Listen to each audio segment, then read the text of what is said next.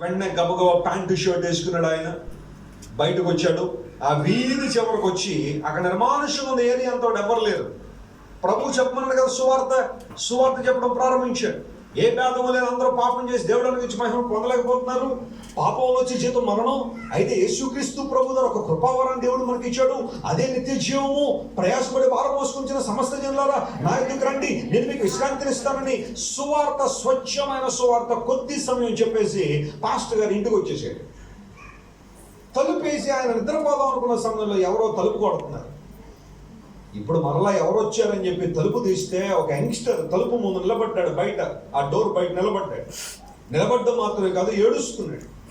బాబు ఏమైందా, ఎందుకు ఏడుస్తున్నావు, ఏంటి సంగతి అంటే, సార్ ఈరోజు మీరు నన్ను బతికించారని అన్నాడు. నేను బతికించడం ఏంటే, నేను ఎక్కడైనా బ్రతికించాను, కొంచెం ఎక్స్ప్లెయిన్ చేయంటే. ఆయన తెలుసా, కొద్ది నిమిషాల క్రితం మీరు ఆ వీధి చివరిలోకి వచ్చి సువార్త చెప్పారు కదా సార్, ఎక్కడైతే మీరు నిలబడి సువార్త చెప్పారో ఆ చెట్టు పైన ఊరేసుకోవడానికి సిద్ధంగా ఉన్నాను సార్. ఆ తాడు వేసేసుకున్నాడు మెడలో. ఇంకా కాలు ఆ కొమ్మ నుండి కిందకి తీయడమే చచ్చిపోవడానికి. యవనస్తులకున్న ప్రాబ్లం ఏంటో మనకు తెలియదు. ఏ లవ్ ఫెయిల్యూరో తెలియదు, ఏ ఎగ్జామ్ ఫెయిల్యూరో తెలియదు, జీవితంలో ఎక్కడ ఫెయిల్ అయిపోయో తెలియదు. చచ్చిపోదా అని చెప్పి ఊరేసుకున్నాను. చెట్టు మీద ఉన్నాడట. ఈ లోపల చెట్టు కిందకి ఎవరు వచ్చారు? మాస్టర్ గారు వచ్చారు. ఆయన వచ్చి ఎవరితోనో మాట్లాడుతున్నట్టు అన్నట్టుగా సువార్త చక్కగా చూస్తుంటే వీడు చెట్టుకొని విన్నాడు ఆ సువార్త అంతా. ఎందుకంటే ఆయన ఉన్నాడు కదా. ఆయన వెళ్ళిపోయిన తర్వాత ఉరి చేసుకుందాం అనుకున్నాడు ఏంటో, కానీ సువార్త అంతా విన్న తర్వాత దేవుని వైపు ఆకర్షించబడ్డాడు. ఆ ఊరి త్రాడు ప్రక్కన పెట్టాడు, పరిగెత్తుకుని సేవకుడికి వచ్చాడు. ఆయన పాదాల మీద పడయ్యా, ఆ క్షణం మీరు అక్కడికి రాకుండా ఉండుంటే ఎవరు ఏమైపోయాడు, చచ్చిపోయాడు. మా జీవితాల్లో కూడా ఎన్నో సంఘటనలు చెప్పగలను కదా. రాజమండ్రిలో ఒకసారి ఇద్దరు భార్య భర్తలు భయంకరంగా దెబ్బలాడుకుంటున్నారు.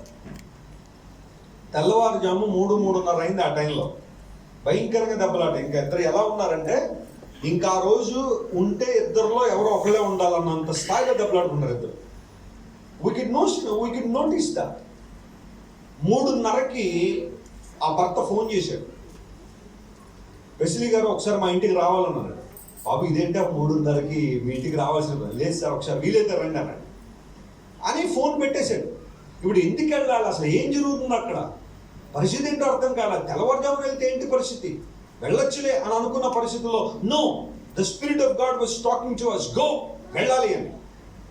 ఆ సందర్భంలో నాకు ఇంకా పెళ్ళి అవ్వలేదు. మా అక్క షకీనా గ్లోరీ అక్క, మీలో చాలా మంది తెలుసు కదా, ఆమె కూడా వాక్యాలు చెప్తా ఉంటారు. సో మా అక్క ప్రక్క గదిలో పడుకుంది. నేను వెళ్ళి, అక్క ఒక ఆయన ఫోన్ చేసి మా ఇంటికి రండి అర్జెంటుగా అన్నాడు.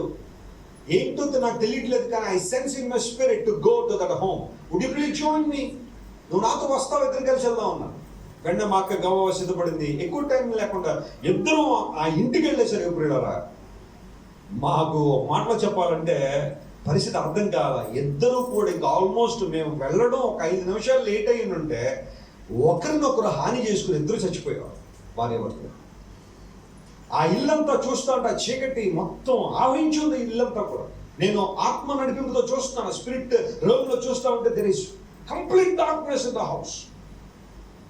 ఆ డెస్పైర్ అక్కడ ఉంది, ఆ డార్క్నెస్, ఆ డిసప్పాయింట్మెంట్. ఈ జీవితాన్ని ఈరోజు ముగించేసుకుందాం ఇద్దరు భార్య భర్తలు రెడీగా ఉన్న సమయంలో వెళ్ళా, కూర్చోబెట్టి మా అక్క నేను దేవుని సువార్త ప్రకటించి తెల్లవారేసరి వరకు కూడా నిద్ర ఆపుకునైనా సరే వీళ్ళని బతికించాలని ఆలోచన దేవుని సువార్త ప్రకటించి వచ్చాను. దేవుని నామానికి మహిమ కలుగును గాక. ఇప్పటికి ఇద్దరు బతికే ఉన్నారు. దేవుడు ఇద్దరు బిడ్డలు కూడా ఇచ్చాడు. దేవుని నామానికి స్తోత్రం.